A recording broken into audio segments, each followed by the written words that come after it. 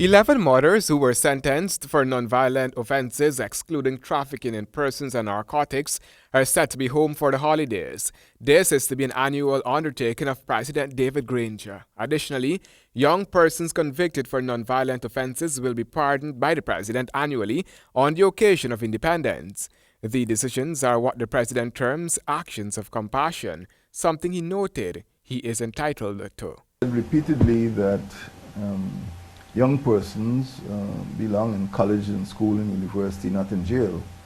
And I have laid down criteria. I receive advice from the Minister of Legal Affairs. It is not arbitrary or whimsical on my part. I get advice. President Granger, in making the announcement, admitted that there were lawyers who criticized the decision. The People's Progressive Party Civic on Monday slammed the acts of compassion by the President. General Secretary of the party, Clement Roy, declared that the pardoning of the females undermines the rule of law, adding that it is hypocritical to, on the one hand, talk about the rule of law and on the other, undermine the rule of law by setting aside the decision of the court by freeing convicts. If, as the logic goes, young people belong in college, school, and university instead of being in prison, then the government should first amend the law to exempt these potential students from being charged by the police, never to pass through the courts, and never to be incarcerated. Roy added that the logic seems to be to go ahead and smoke or traffic your ganja. If you're caught and to go to jail, you will be pardoned.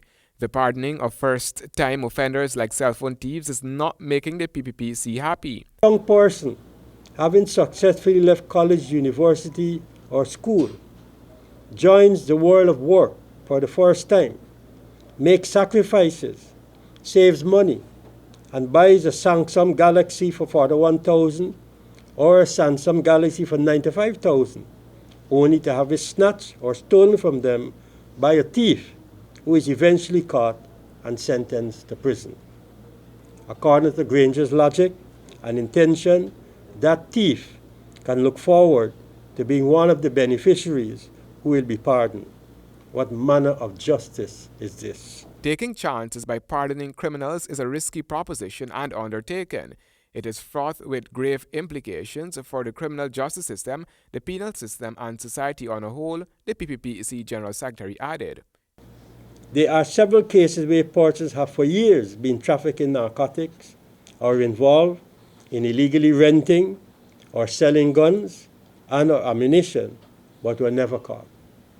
However, when caught for the first time, these repeat offenders become a first offender for a crime they were committing over and over again, but were never caught.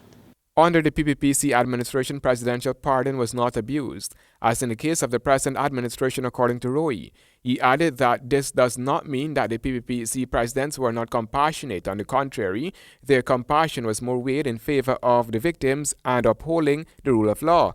Pardons are no strangers to executives. Former President Ramotar, just before demitting office, had pardoned child killer Ravindra Dio, a convicted murderer.